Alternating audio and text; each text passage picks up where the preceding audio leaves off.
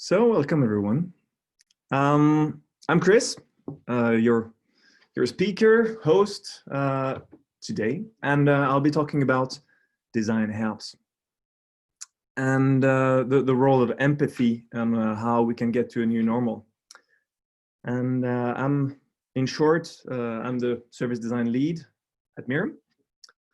And let me double check that I am not muted. I am not muted, so that's great. And yeah, I'm really happy to be able to share some of things that are close to my heart, and I'll jump into it, right? So I think the one thing we need to be mindful of is that we need to really focus on putting empathy into action. That's what I will be talking about today. That's a little bit what Arto also did mention in his speak a few days / weeks ago. And what you will walk out with from this talk is three design tools, how to become more empathic, and one daily exercise that you can take into your routine to make sure that you can work out that muscle. And I'll just mention a few cases along the way. Now, just to get things straight, I'll open up the semantics. What is design helps, and what is empathy? So, design helps is this one. Minimize this. Design helps is the approach, the creative design approach that really contributes to businesses, and with a social responsibility approach, and at the same time increase the well-being for all. So it's really an ideology that was born. Actually, you can find it in many places, but at Tikau, it's really in the core of Tikau. And empathy, I just took it from the Oxford Dictionary. It's the ability to understand and share the feelings of others. Doesn't mean that you necessarily act upon them, but it is really about the feeling that you get and the ability to share those. So I will get back about more specific about that. Now that we are aligned on these two keywords for today, I'll just think about today. There's obviously, as you have read in the news, listened on your podcasts, experienced yourselves, the world is upside down now with COVID-19, and some people are okay with it, and there doesn't influence too much their lives. They can handle it. Might mean a little bit more online shopping than usual, but at the same time, you're going to find other people that are going to be just kind of okay. So they are not exactly in the same normal as they used to be. They might have lost their job. Close ones are getting, more sick, or they are maybe in the risk group. So it really affects strongly their everyday. But then you have then people in a really difficult situation where it's kind of okay, but actually it's not at all.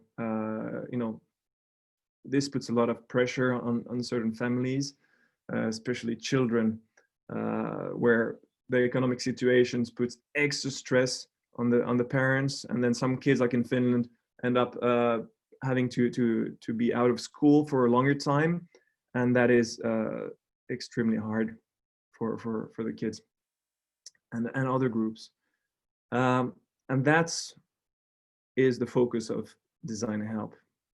It's really opening up your eyes to these vulnerable people. Now, the idea, one really important part of this design helps ideology is that it's a decision that you take. Will you see the ones in need? The same way as sometimes as you walk on the street, you might see a beggar asking for some support, or some kids playing, and then there might be not really playing ongoing, but more bullying. And unfortunately, as we've seen in many places, possibly even experience yourself reflecting afterwards, like why didn't I stop? And it's a decision, and is it once you decide to see the ones in need, then you can start doing something. But it's not an easy path, right? As we all experience, it's empathy. Some are born with it, right? And others have less of it. But it's something, of course, you can learn. It's been clearly shown and discussed also in the last 5-10 years.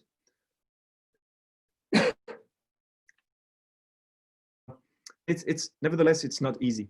And but the thing is, when you decide to take that road, there's a lot of opportunities that can make an impact on people's lives and also on businesses. That's something to really consider. But eventually, once you open your eyes, actually, even before that, you need to just simply stop, think, and put your hands together, because sometimes it's you don't have the solution, and we all know that putting our heads together is just so powerful, and that's why you hear, collaboration is a keyword, a buzzword that everybody talks about, and it's not for any reason. It's just, or for no reason. I mean, it's that it's just so powerful putting our heads together, and it gives courage. It gives a team feeling, and it's just accelerates the creative process and the problem solving. And so that's really important. Sometimes you just don't have the solution, but you just need to take the first step, and that is just to stop, so that you can actually think and act upon it. What's really important to think is the motivations that are behind the decision. And I like to think about it as there's roughly 3 dimensions that help to understand, because quite often we talk about empathy, we need about doing good things, but in certain cases, in certain projects, there's been unfortunately many projects where we've been in, and I've been in, where you'd like to do something good, but somehow it doesn't resonate, and nobody really speaks about why not. And I think that's really important to put that on the table and open up. Why do we decide not to do that? And or why do we decide to do that? To take this design helps approach, to use strong empathy. And I believe that the morals and the values of individuals and the companies are important to think about. And do we want to lead and make decisions according to these values and the morals that we have, anchor ourselves in them? And the next thing is the mission. Our role now in this society, in this ecosystem, in this system, in this environment where we operate, what is it that our mission is, and does this match and fit into this approach? And then finally, the drivers and the needs, again, individual and corporate ones. Are you driven by some deeper social needs, or is it more about we're here to make a business, or we're not make a business but make money? Like, what is it, the key driver? Is it growth?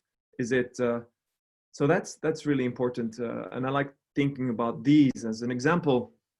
Well, Cimcorp, they're working, making on robotics and other services that help the value chains and factories and warehouses and distributions to go really fast.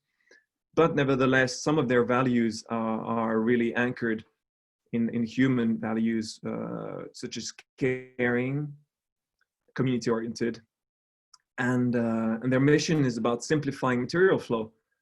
actually, before I jump to mission, there you can see that clearly there's a match with this kind of approach, and the simplifying the material flow. So here, you know, making sure they see themselves making that they can facilitating in the environments that they operate, that they support or they can support of material and goods, and to flow in a really simple and efficient way. And that, as we can have seen, that has been a challenge in these times also, where, for example, Amazon, they haven't been able to really fulfill all the orders, and they have need to prioritize the most in need ones, and that has been also really important, and a really good actually design helps mindset that they have applied, where they have prioritized not the most expensive orders, but clearly those that have a stronger impact on people's lives, especially addressing those needs that people have, those basic needs at the base of Maslow's hierarchy of needs. And the last one, the drivers and the needs. Is it just how essential is it to make to grow and do a lot of sales right now, or are we on the verge of bankruptcy or not? So, and there is matching, because obviously these things are important. So reflecting on these and thinking, okay, now are the values like aligned with this kind of approach? Is the mission or role in the right place so that we can make also a difference? And do we have, what kind of drivers is it? I mean, drivers, I'm putting now financials, but it can as well be cultural diversity. Like, for example, at Mirum, for us, if we're thinking in the context of recruiting and the teams that we have, for us, it's really important that we have also cultural mixed environments. So what is it that are the drivers to help motivate this kind of a decision? So once you have clearer those motivations, whether they're intrinsic or extrinsic, meaning internal or external, then you can, you know, choose, will I take the challenge? So, and if you do, then coming back to these challenges that we have today, and then these wicked challenges, this is why design is such an important tool, and to combine with empathy. These are basically what I really strongly believe. We have so much power as problem thinkers or problem solvers and creative thinkers and designers and design thinkers. I'm not only talking to designers now. These are tools that everybody can use, though they're originally design tools, though they can all some have roots in maybe social psychology. Nevertheless, today, 3 empathy design tools to help us step up the game, because we're going to have to change how we work, at least some of us, and we might as well have even more impact in people's lives, I believe. And then also a little bit of a group exercise to do. It's not a high interval training or heat exercise, but it's something for your daily flow to work out this empathy muscle of yours. So the first one is the stakeholder map. So the stakeholder map is well, as the word implies, it's a tool for us to map the different stakeholders. And why I chose this tool for us now, highlighted this tool, because obviously there's a lot of tools that help facilitate and accelerate empathy and actionate. Can you say that? No? Well, anyway, put in action empathy, apply empathy. That was the right word, borrowed by our design fellow Ventura, who had a great book called Applied Empathy. So why is in this context again of this pandemic that we're in. There's so much suffering now.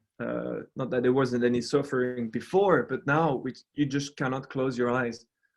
So this tool, I believe, helps us open our eyes.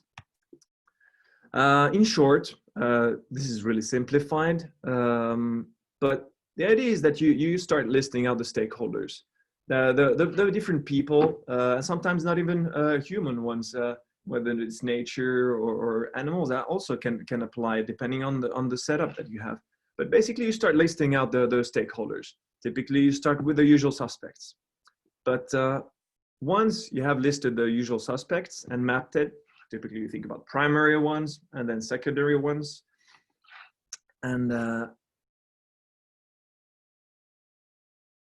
have these mapped. Who are those that have basic needs?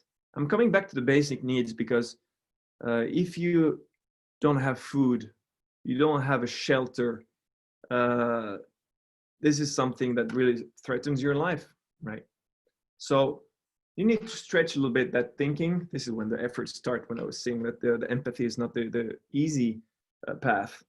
But we need to think outside or beyond the usual suspects. What are those that have the basic needs that really have, or that are in the critical zone? Then after that, once you have mapped them out, you can really start to find a challenge or solution, I mean, to address these basic needs at the same time, while addressing also the project goal, the business goal, so that you can find this improve the well-being also of these. So it's about finding the alignment, right? Because we are here, most of us, to do, working in business, and we need to make things work from that point of view. So that's why it's important. We cannot just, you can do charity, and that's beautiful.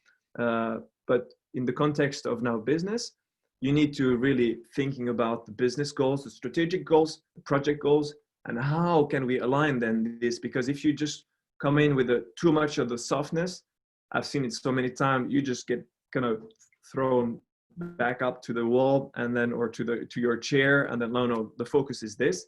So it's really important that you are aligning these.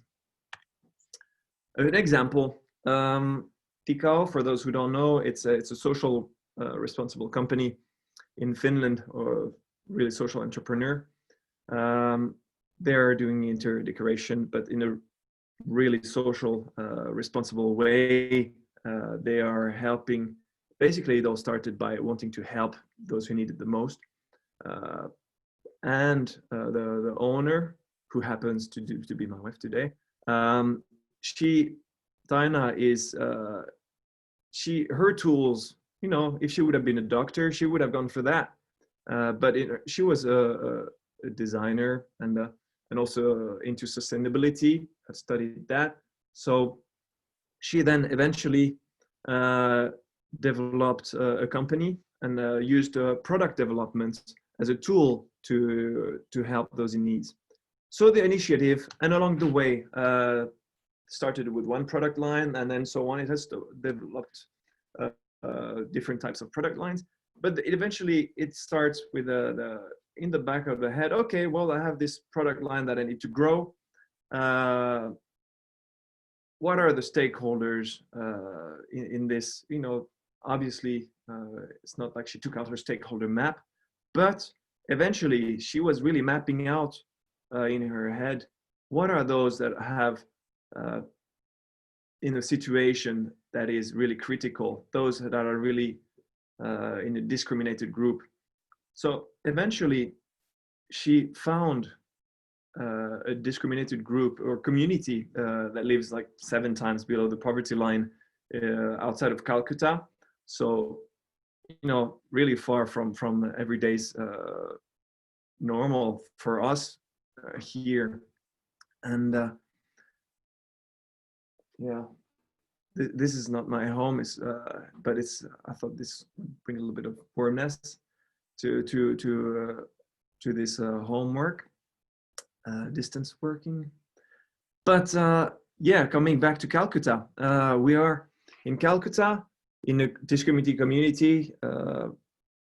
They're not even belonging to the caste system.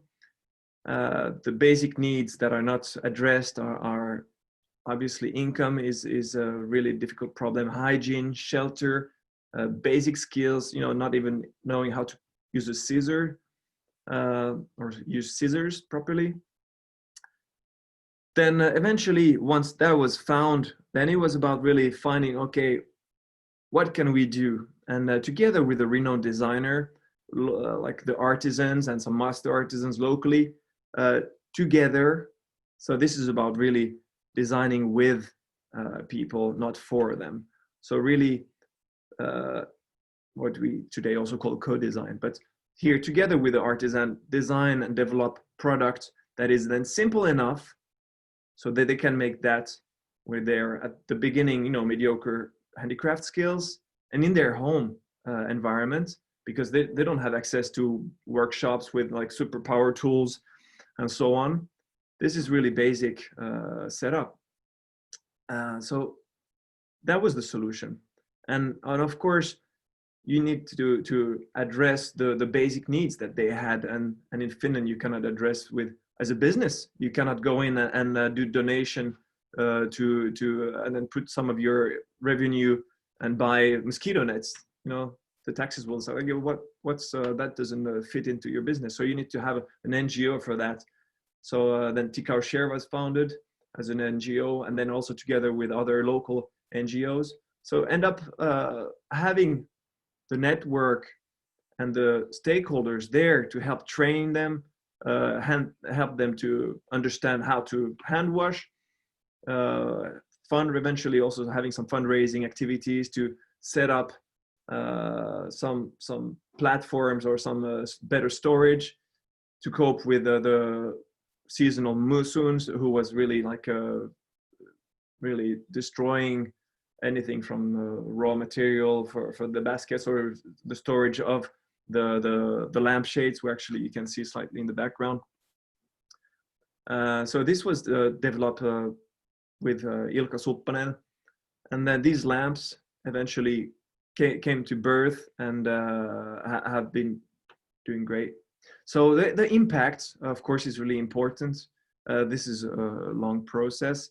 They are now clearly the vocational skills, so how they work, starting to really give them skills so they can themselves develop and start to find other sources of revenue, of course, while still attending to our demand. The entrepreneurial skill is really important also, that has been developed, because then they can start to really feeling empowered, and they can see opportunities and grow this way, not being dependent on us, because dependency is in this case not a way or a sustainable way. And new sales channel for them as well, local sales channels in local markets. Then the self-esteem, you know, their place in the society or in their community also, you can imagine, was in the beginning completely, you know, really in the, you know, it doesn't go further down than that.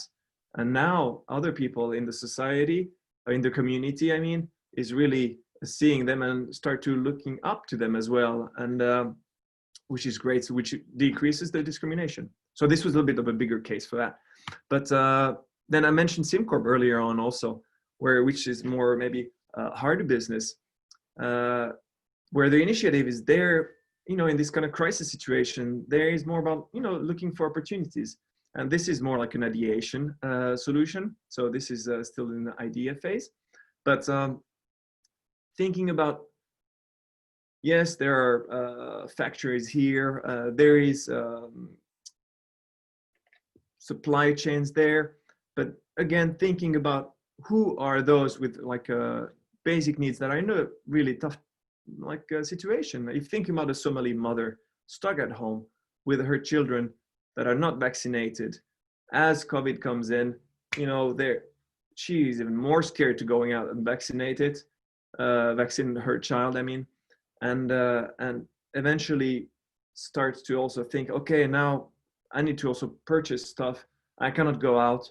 So there's, as we heard about Amazon, there's also in Africa, for example, the whole value is a supply chain. There's a lot of improvements to be done yet.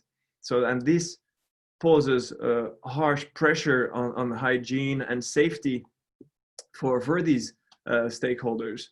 So as an example, it's about like Cimcorp can like start to find what are the challenges in the supply chain where Cimcorp experts can come in and consult so that making these goods flow as smoothly and fastly as possible. So another example is SOS Lapsicula. They're about supporting children in crisis situation, and their key stakeholder in this case focusing on the 7 to 12-year-old group with violent parents. So as mentioned earlier on, that's something that's addresses safety, is the key or the key basic need that we're talking about here. And their solution was to set up in these times a low threshold online chat to talk to someone. Really easy, so really simple site. As you can see in the background, you just land here and then you can snap straight to this apple.fi to chat with someone. Really simple, friendly, not too complex, actually not complex at all. Really good job in that sense. All right, jumping into the second tool, Empathy Map. I'll take the questions at the end. Empathy Map, why did I choose this one? Again, we have a change in needs and priorities in people's lives. So you might know already some of the needs. You might know your market, you might know your audience, but now there's the change happening. So it's really important to, if you haven't done it already, to get back into their shoes, get into their shoes and identify these unfulfilled basic needs and other like really bigger problems. So this is why I strongly recommend this tool. In short, again, I try to be swift on these. You choose a person or person type, persona, for those familiar with that.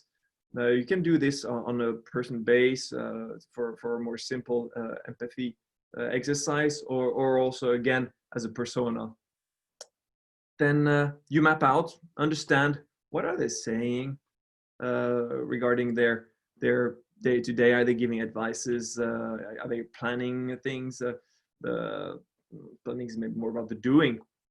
Then what are they thinking about?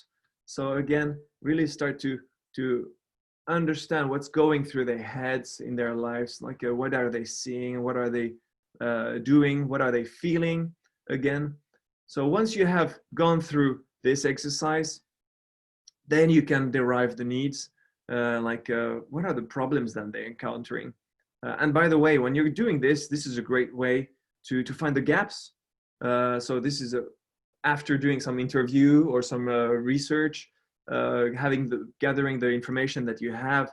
This is a great way to map out these, and then you start to seeing where are the gaps or the blanks, so you can see, okay, I need to learn more about that. So then you can start derive the needs once you have these mapped out and understand what are the problems that they're facing, what are the goals that they're trying to go towards, that they would gain from, and eventually also something that is maybe that is, you would say, falling under pains, but I'd like to highlight, that's why I detach it from that, just to underline this in this scenario of design helps. What is this basic need that they're missing? Then finally, you know, after getting an overview, you synthesize your insights. You know, insights meaning like these remarkable realizations that you get. You know, then start looking at these and ask yourself, why is this? And then you come up with the good reason. Going forward to the journey mapping, customer journey mapping. Sometimes it's an employer journey mapping, but in this case, again, it's really about understanding the journey, this flow that people are going through along the way through their these multiple interactions. I'll open up what I mean by a journey, but why I chose this tool is we heard there's a lot of, or I know there's a lot of changes in needs happening, but when there is change in needs, that leads to change in behavior most of the time. So this helps you. I mean, that's really the beauty about journey maps, that they're so visual, and because typically a journey is just so broad, so long that it's not just a few pages or an ad that you see here or a phone call that they're there, or that you go to a bank there. So it's really about understanding the bigger journey through these different touch points. And so you have this one visualization of this bigger journey, and when you see it in one place, this is such a powerful tool. Is it, for example, through see what are the activities that are being made, but especially you're able to see, we were talking about needs earlier on, see the needs in context. So you understand, okay, this is where and this is why eventually. So then you start to really understand the context of these needs, and understand these moments of truth, as you call them, these critical moments in the journey that will make a difference in their experience, and eventually lead to us finding really interesting and powerful opportunities. As mentioned, there's different types of journeys. Really swiftly, you can think about this relationship journey with a brand, from the way that they first bump into the brand, hear about the brand, is about seeing the product somewhere, hearing about it elsewhere, all the way through I use the product or the service, to that I'm talking about to a friend about it, that, hey, it was such a great service there where I changed my wheels last time, or where I yeah, well, you get the point. Then you zoom in a bit, and this is where you will have a lot more journeys, because the first one, you will be more across personas, more across at least multiple personas. So you will have one bigger one, and then you will have smaller ones under that. Is it, for example, the purchase journey, the buyer journey, or the servicing, or the service journey that you have, or non-boarding, have an employee or something else. Then the transactions, sorry, the third level is the more detailed interaction journey. So this starts to get quite close to user flows. So when you're in UX design, user experience design, you're designing really what are the small steps that you're taking, and then making sure that there's a really super smooth experience that happens on a on a more lower level. So those are the three levels. Now, how do we do this? I'll talk maybe more about the more typical customer journey, where you take a phase of that journey. For example, onboarding. There you choose your actor, whose onboarding is this. So, and then you understand, okay, now Aki, for example, he's using some media. Okay, I'm using this now as a quick example, but then you are then quickly drafting a sentence. What is the scenario that he's going through? So as mentioned, trying something new, like he's going through he's trying to find something interesting to read, or more specifically, he's trying to really get if I go back to the exercise about or the example of the Somali mother, she's trying to find some knowledge about the current situation in her region. So finding something to read about that and yeah. So, and what are her expectations? So that's really important to understand. What is it that the scenario is about, and what is the person's expectations of that? Then after that, you list the moments. What are the moments that she's going through? And you don't want to be too detailed, not too high level, but just enough so that you actually get an understanding of the flow that she goes through. Then after that, you identify respective touch points. Is it through her phone's browser, like she's checking out some website, or is it actually using some in an internet cafe that she's using a web browser there, or is it she's talking or reading the local newspaper and trying to figure out what's happening there? So what are these moments that she's, or what are the touch points and channels that she's using? Then what are the goals along of these? Why is she reading through this paper? Why is she using this this app or web browser on her mobile phone, like while walking with her child? Then what are the pain points that are experiencing this, and again the context. So then you start to have a bigger, a more holistic. I'll say that again, more holistic. I think the word holistic is quite key here when it comes to journeys. Quick example here of a journey. So really, from seeing an ad. So here I have different types of let's say touch points. Then the thoughts that are going through at these different phases. What are the goals and needs? Then what are possible obstacles along the way? So here I'm going through this, and then understand what are these moments of that they're really enjoying, or what are these moments of truth, and that are coming a bit later there. So 3 tools, I'd call it from this design helps. Empathy toolkit. So so here we are really aiming at equipping for empathy, because empathy at the end of the day, as we remember the first slides, it's about sharing a feeling, but that doesn't mean you act upon it. So so this is really about bringing empathy into action, apply empathy. And I hope that these tools help to you know, in psychology you'd refer, this is more like kind of like to do with cognitive psychology, cognitive empathy. So really be able to place yourself into people's shoes.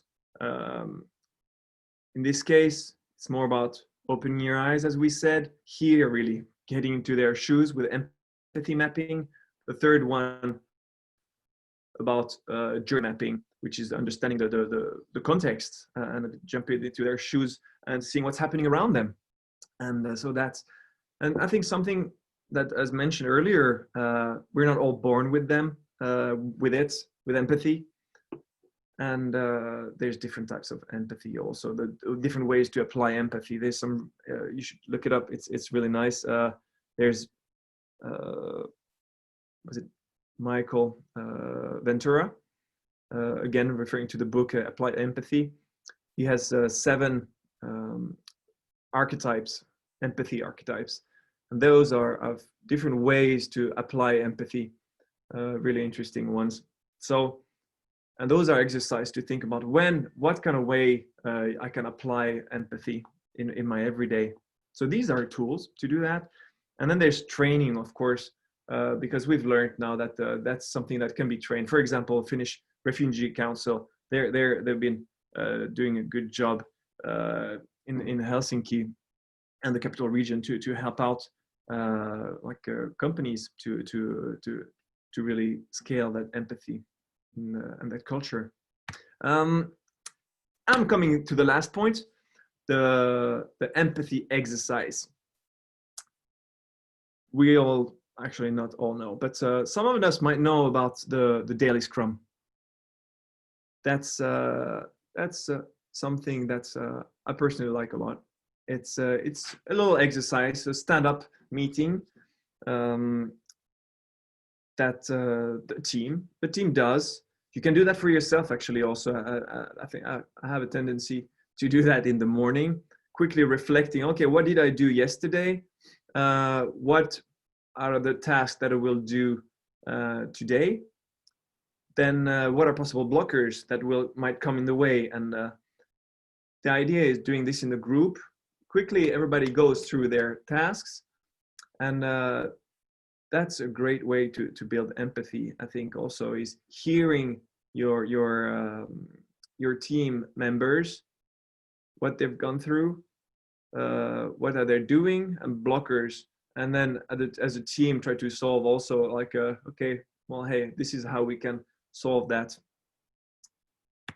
But I'm proposing like a more empathic daily Scrum, where you would actually start to easily just add in the emotions attached to the tasks.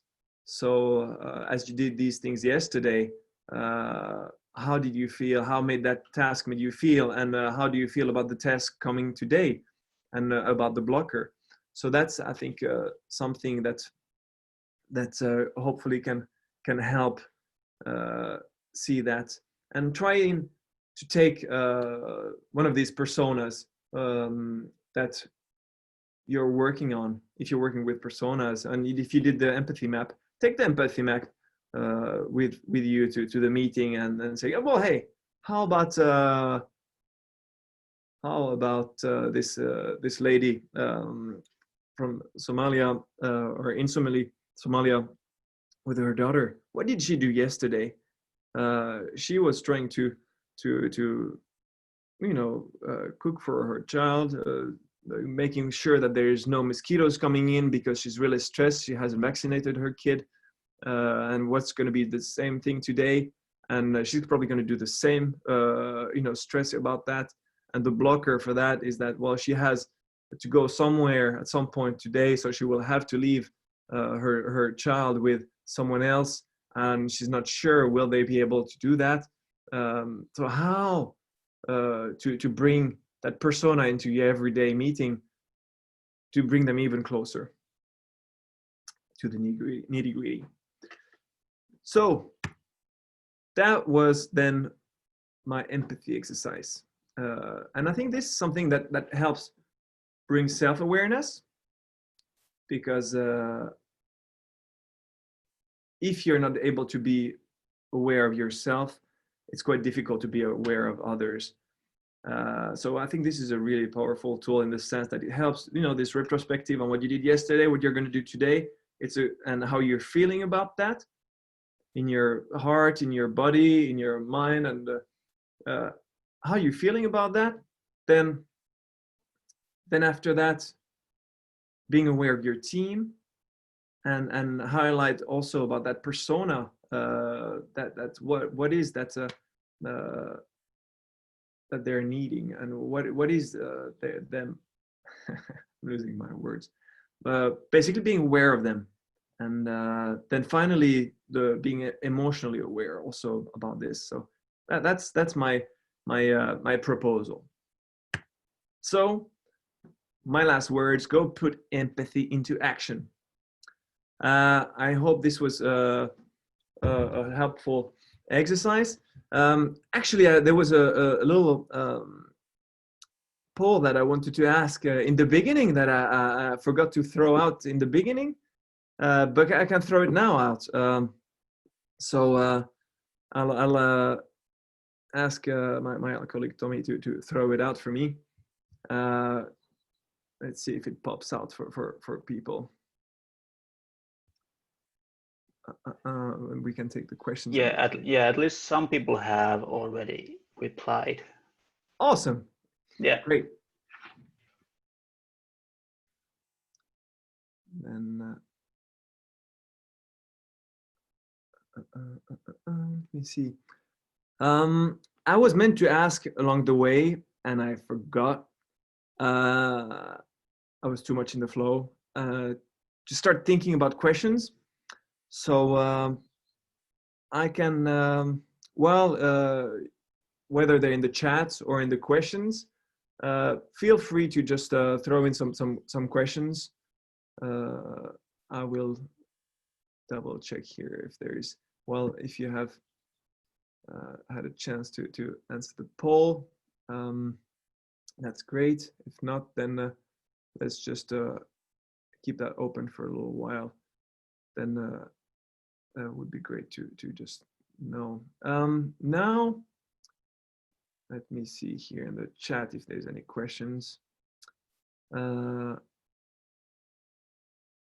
Good. So now I'll be open for to hear any questions. I'm actually would be also. I could actually maybe ask while people are still thinking about the questions, I could ask myself a question. So a question that I would have is how. Oh, great! Thanks for the question. There, I wasn't have time to finish my sentence, so I'll just pick Sheila's question. Thank you for asking. So Sheila is asking, what was your most difficult experience on research? Good. So I would say the most difficult experience when it comes to this design helps approaches. This comes to I'll answer. There's two sided to this question. One, I'll just take my personal answer, and then something that I've experienced and heard about on a broader level is first of all, when you are doing research with design, with this kind of like design helps approach, is that you are is to get it to happen. So I would say really to get the stakeholders, the client to see that alignment, and that's why I think is really important is before jumping into that, or in order to be able to apply that research, that to really align that.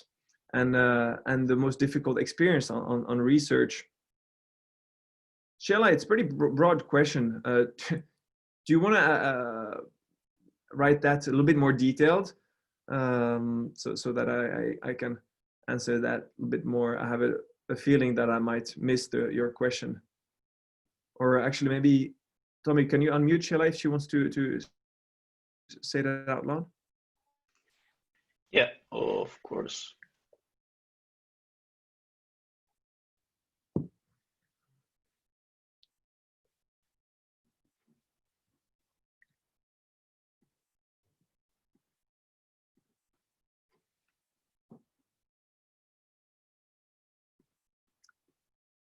Sheila, can you? I think you're still muted. And if you cannot unmute for some reason, if you have some challenge with your mic, can you rewrite the answer? Yeah, great, thanks. Yeah, so you're asking about field research and a difficult memento with users when it's difficult to deal with something. Good. Yeah, so if we're not jumping for the research part, and especially when you're talking with sensitive topics such as really basic needs, I think this is also a really great point on the empathy part, is to be really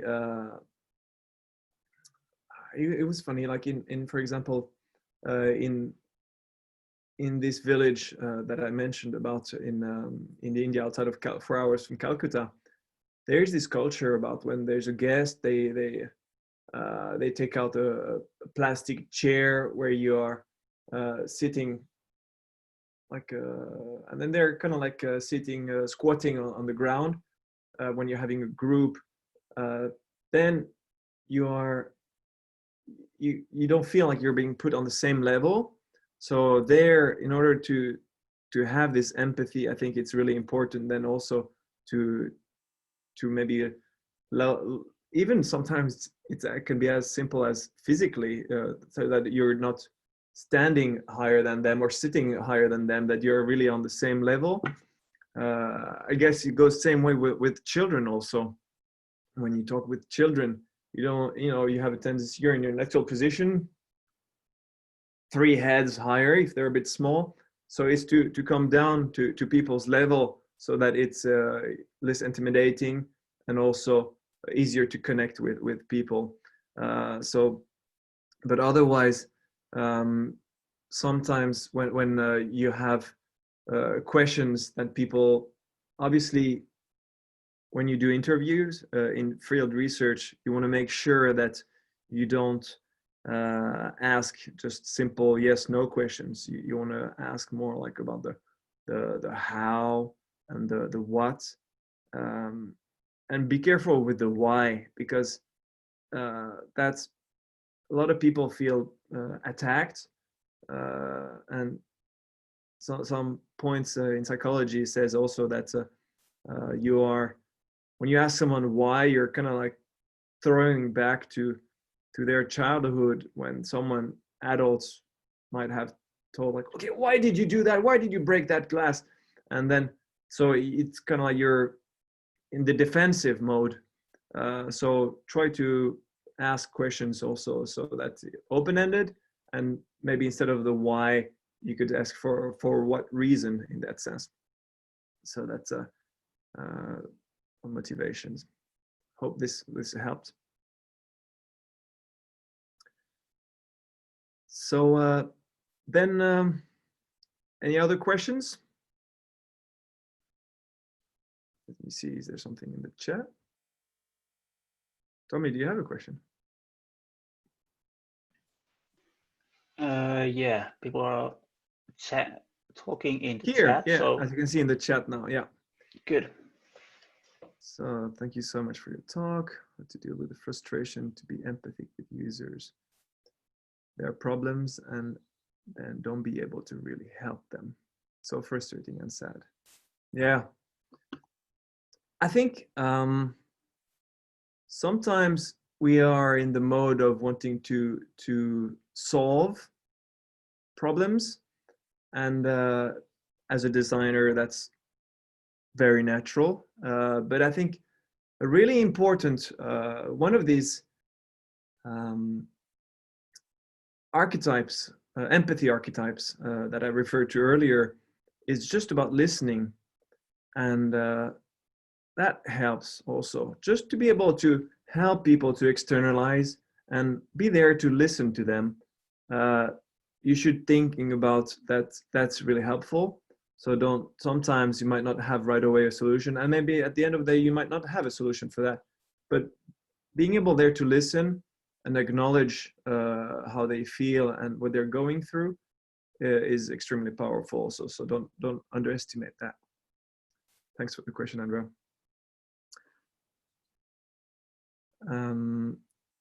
Maria is asking, yeah, commenting on that you have good empathy skills. So I think that's very true for sure. Sometimes it's not solution, but listening. Hey, well, like, there you go, Maria. I had already a similar answer to that. The last part really got me, self-awareness. Many times I try to put my emotions aside and just to do my work. So thanks again for sharing that. Yeah, I think that's in order to, and I think taking a bit of a broader take on this one is in a relationship, whether it's a discussion, whether it's a romantic relationship or a business relationship, for something to work with, and you need to have awareness, self-awareness, so that and control also, so that you can actually listen and address and connect with others. So my pleasure.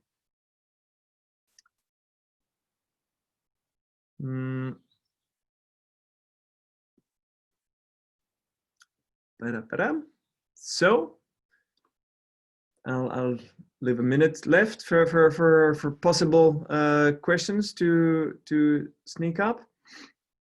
But all in all, this is something that I believe is really important.